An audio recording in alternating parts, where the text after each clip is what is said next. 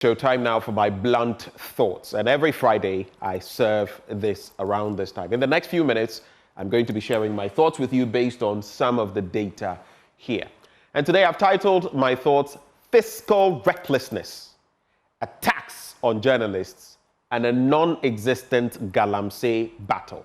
How we continue to flop.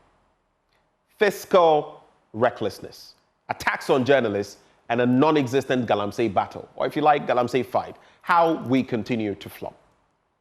You see, I keep thinking about status quo, not the status quo ante, the status quo in Ghana.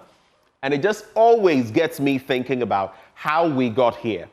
This morning in the course of the news review, as Nana Yaosapong of the Alan Chemanting team, the campaign, was speaking about leadership and policy, I said to him, we also need proper followership. There's leadership and there's followership. Sometimes, if you have leaders and they try to go in a certain direction and the followers fail to follow, what do you think happens? It's like a sheepdog. You know what a sheepdog is, right? They lead the way, they try to herd the sheep. But sometimes the sheep are, very stubborn. And you know what happens there? The sheepdog must keep doing it. But that is why we need leaders who can persist, who will insist, persist, and ensure that we get to the promised land. But no, our leaders who have decided to be misleaders rather choose the path of opportunism, of ethnocentrism, of selfishness and greed. And they choose their interests over the collective interest. And that is why we are here. I gave you that quote some time back from Thomas Sankara. It just came to mind. This is spontaneous, right? We can choose either to have champagne for a few or water for all. Now, if you live past the Wager area, only God knows how you are able to, the water you get, what you are able to do with it, as Nana Yaosapong was sharing this morning. But let me get to the slides as I give you a breakdown of why I still feel we are continuing to flop as a nation. Sports, Yamutu. Governance, Yamutu. Fight against Galamsey, non-existent. Why? Why? And in addition to all of that, our institutions, unsurprisingly, are also failing. They are reckless. So I'm going to source information from the latest Imani Oxfam Financial Recklessness reports. The third one, remember between 2015 and 2020, there was one. We have made gains. 2015 to 2020, that window, it was pretty high. And you also know why it was high. But though it has gone down, if you look at the quantum of money we are still bleeding, it makes no sense because we are going to IMF for similar sums. Sometimes one tranche is equivalent to what we are bleeding here. But let's come to the charts. Let's go back to the previous one. So 4.9 billion Ghana cedis. The financial irregularities between 2021 and 2023. And mind you, we are told that every year, Finance Ministry under Akufo-Addo made us know every year we bleed about $4 billion in terms of losses, wastage, corruption actually, okay? And that is even a conservative figure. So if you look beyond it, it could be higher. Some estimate about 6 billion, which is twice as much as we are going to the IMF for. But this one focuses on financial irregularities. Between this period, that's about a 2-3 year period. 4.9 billion Ghana cedis lost. If you use today's exchange rate, you are getting over $300 million. That is equivalent to about one tranche of money that we get from the IMF. Right there. Let's go to the next slide. The shocker, which is not so much of a shocker because the finance ministry has proven itself, grossly incompetent in this. The Ministry of Finance topped the list of MDAs as the most fiscally, or MMDAs, as the most fiscally reckless institution between 2021 and 2023. I want to pause here because under Akufo-Addo, it was same. So it's not a Akufo-Addo problem. It's a finance ministry problem. Which is why Dr. Amin Adam has taken over, and of course, the ripple effects, he's feeling them as well. What is happening at the finance ministry? Do you recall back then when some names, someone was earning, I think, 20,000 cedis plus, was it another 15,000, another about 12,000. And all of these people were on salary at the finance ministry, and they weren't even working at the ministry. Do you remember that report? And we never got to know what happened to those people and whose heads rolled on the back of those financial, malpractices or malfeasance. All of these are going on. And if you read the report further, you would have, the meat, the details there. What is happening with our finance ministry? But it doesn't stop there. Let's go to the next slide. If you look at this list, and I think after the fifth one, there's also the ministry, the justice ministry, right? They are also there, I think the sixth. If you look at the top ministries, so finance ministry on top, Ministry of Food and Agriculture, Ministry of Communications, Ministry of Roads and Highways, Ministry of Health, and then the Justice Ministry, the Attorney Generals. If you look at the top queues, they are all cabinet ministries. Cabinet ministries, fiscally reckless. They are leading this ignominious league log.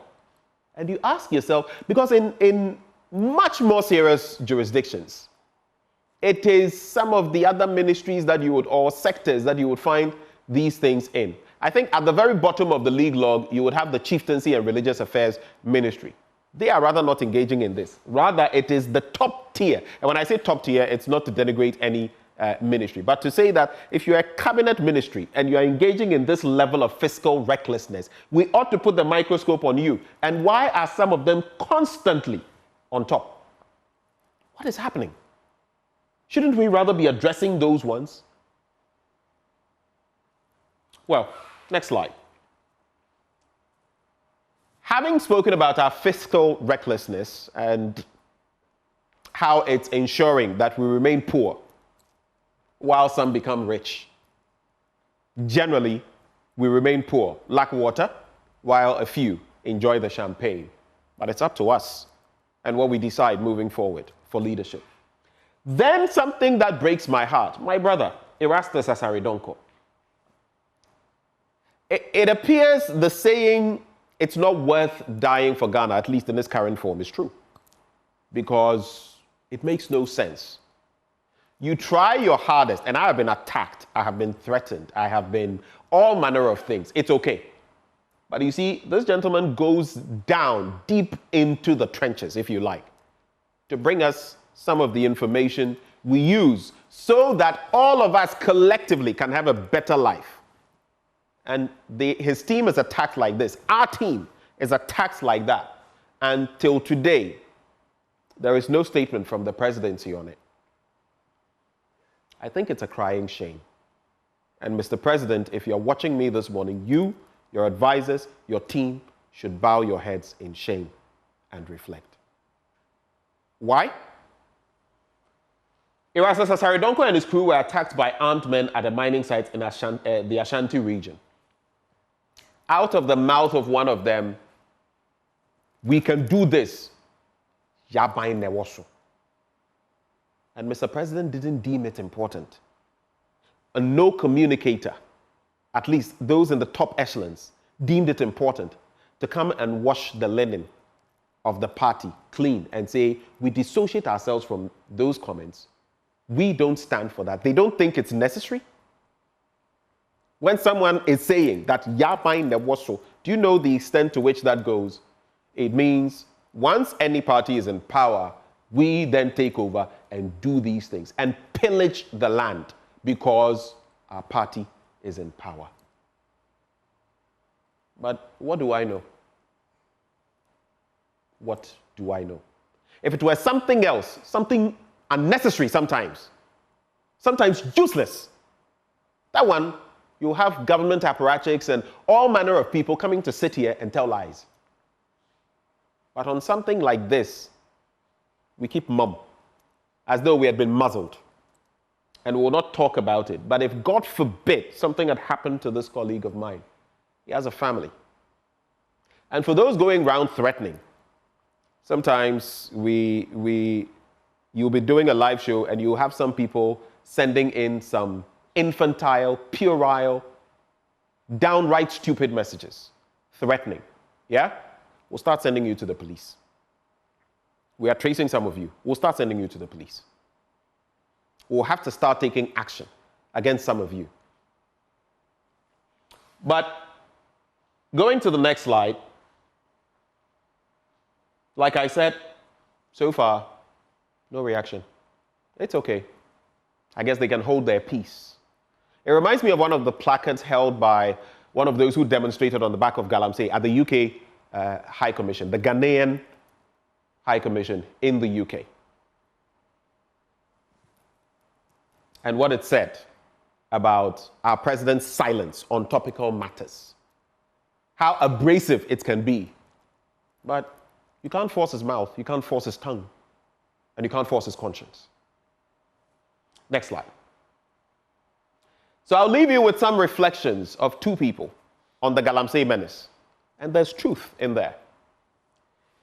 Professor Doji Chikata says, attacks on media personnel by political party operatives have become increasingly rampant and alarming. It's not that government doesn't know. Reporters Without Borders, the reports that have come point to a steep decline. We are declining in everything. Corruption Perception Index, well, it's going up negative. Press freedom, everything. She says such actions must be thoroughly condemned and resisted. And sometimes I look at our media people as well and cogitate, think whether we are strong enough collectively to do the right thing. But because many people have also allowed politics to water them down, they can't do much because they've been influenced, whether on this side or that side, which then makes for a lack of proper journalism in some cases. Then we also have Dr. Arthur Kennedy, if we go to the next slide, our final slide, who says, we are beating around the bush. If we want to solve the problem, we must go to the source and solve it. But none of the political parties will solve it. As I have proposed, we need extraordinary measures to solve this. Extraordinary measures. Today, just reflect on it as I wrap. Today, as I speak now, Obi, hey, to Galamsey. As I speak right now, as you watch me, someone is somewhere. Oh, to Galamsey, gidi, gidi, gidi, gidi, gidi. There's a government official who has made a call this morning, checking on his concession. There are some people who are despoiling our land right now as I speak, and they are doing it with impunity. So Operation Halt, well, actually what we need is a halt to the stupidity and a halt to political party patronage, a halt to ethnocentrism, a halt to yabain the waso so we can do anything we want, impunity, and the commencement of proper thinking and empathy, not just for ourselves, but for posterity, the generations to come. Every responsible parent tries to build something and hand over to the children when they pass on. For us, we are destroying everything. What will we pass on to the next generation? Think about it. My name is Benjamin Akako. These are my blunt thoughts shared with you, raw, hot, unedited, undiluted.